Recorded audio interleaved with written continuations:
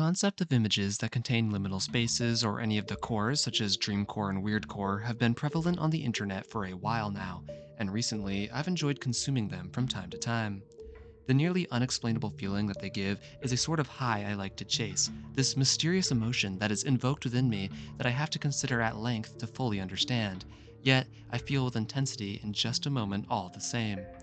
In this video, I wanted to analyze some of the popular images that hit me the hardest and dissect exactly what it is about them that slams me in the feels with, well, that unexplainable feeling that some have called an eerie nostalgia.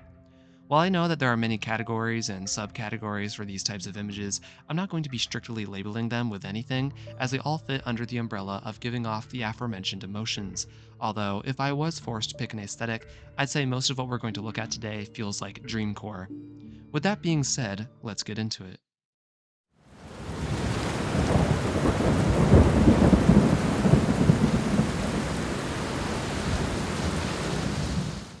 There are plenty of videos across YouTube explaining how exactly images like these work or what defines them, along with similarly themed subjects surrounding these images. But in this video, we're just going to look at a select few that personally impact me the most, and I'm very curious to see how they hit you as well. The first image I want to look at is this one, and as you can see, it shows a field of rolling hills with a path leading to a billow of clouds rising from the ground. A black rectangle is over the cloud almost as though it is censoring something, and there is a phrase that comes with the image. Don't you wonder what's inside? The thing that catches my eye first about this images is the pronounced colors, the dramatic green of the grass, white of the clouds, and blue of the sky. Now, as will become a small theme with the next image selected as well, the thing that really unnerved me about this particular image is the ambiguous context that the words give. Don't you wonder what's inside? This sort of phrase evokes several thought patterns that lead to questions all at once. Inside what? Why should I wonder? Pairing this phrase with the black rectangle we see, covering something, leads my mind to believe that this question relates to whatever lies beyond the black rectangle and possibly the clouds. Sure, I would have pondered why this weird censorship was there on my own, but now that I know some disembodied entity is specifically prodding me to wonder about this anomaly, it feels all the more unsettling and mysterious. Is there something sinister beyond the rectangle and clouds hiding out of my vision?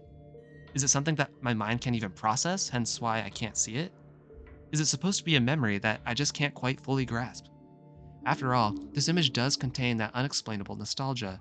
A lot of us have seen similar images of grassy hills and fluffy white clouds set against a bright blue sky in a completely normal context countless of times, and the pronounced colors give a childlike brightness to it.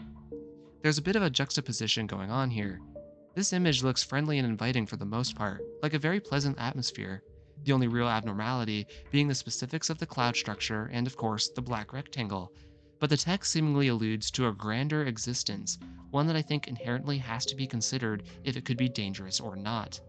I can't express enough how important that small phrase is to the overall feel of this image.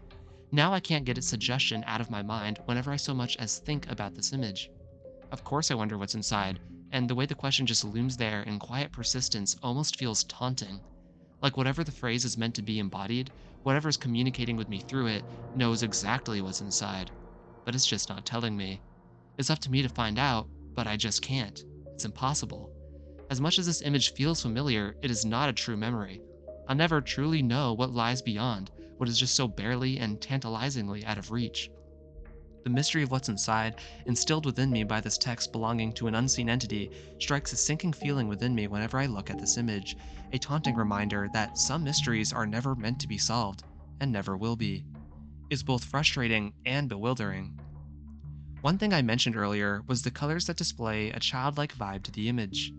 This is an important aspect how images akin to this one strike this distinct feeling within me. See this neighborhood, for instance, or these pink tinted clouds. They're very bright and reminiscent of places, objects, and media oriented for kids. It instantly puts me in a reminiscent mood, which in turn starts up the waves of nostalgia that these images seem to emanate. This nostalgic feeling is further accentuated by other details that these images contain. Take these two images of a house like structure, for instance. They are very simplistic, and they look as though they don't quite mesh naturally with the environment around them. It is almost like you are grasping at a faraway memory, your mind able to collect just enough detail to put together something almost accurate, but not quite. The memory is sort of fuzzy. your brain metaphorically pasting a generic house over a simple, bright backdrop and calling it a day, just as these images sort of do. It simulates reaching for a childhood memory but being denied a fully fleshed out version of said memory. Once again, it feels as though something is being kept away from you, that something you perhaps once knew is gone forever. This concept extends even further with more extreme examples of images that depict impossible locations. Take this retro decorated room, with an open door and windows that reveal that you appear to be floating through the sky. The outdated decor, such as the wallpaper and the curtain style, along with the out of place floor that boasts the stark and robust assortment of colors that were popular in decades past as well. This all sets the mood for nostalgia. Some middle aged adults might remember similar styles from their childhoods, whereas younger adults such as myself can draw an adjacent nostalgia from places such as the homes of grand or great grandparents, which usually still coincides with drawing memories from childhood. However, images like this don't simply dredge up fuzzy childhood memories. They greatly exaggerate the childlike wonder of the location. This floor is bizarrely colorful. The outside is both impossible and majestic. It almost encapsulates the strength of the child's imagination, how our younger minds can over romanticize memories of the past as we look back through its exaggerated lens. A similar example is this neighborhood depiction. It is set up strangely, with extremely round hills and oddly placed rural town structures. It looks akin to how some cartoon neighborhoods are depicted, yet it obviously uses a bit more realistic visuals. This reflects, once again, a funneled look back into a childlike state that is being viewed from years removed at this point. It strikes a duality of emotion, a nostalgia of what are often considered happy and carefree times, but also a distinct sadness, for those times have passed now and can never be accessed again. Despite the connection to childhood memories and intrigue that these images have, there's an underlying unnerved feeling that permeates the other emotions, sometimes upfront, but often taking a more behind the scenes role. For me, a lot of this comes from the fact that no matter how fascinatingly alluring these images are, I would never want to actually exist within the world that they depict. If I were to suddenly blink and appear in one of these images, it would be horrifying. Everything would feel so unnatural. There would be a thick atmosphere of wrongness. Not to mention, a lot of these images, such as the subsect known as the pool rooms, don't provide a clear way out of their landscape. Sure, there's tunnels and passages, roads and pathways, but we're never allowed to know where they lead. Is there a way out? Do they lead anywhere? Do they somehow lead nowhere? Some images, such as the one mentioned at the beginning, directly call into question what lies at the destination of the visible path. This intense juxtaposition of simultaneous longing and repulsion for the locations present within these images creates an internal conflict which once again boils down to the collision of the present and the past. The innocent wonder and allure of returning to a childlike state of mind, but the logical fear and hesitant assessment that comes from a more developed brain.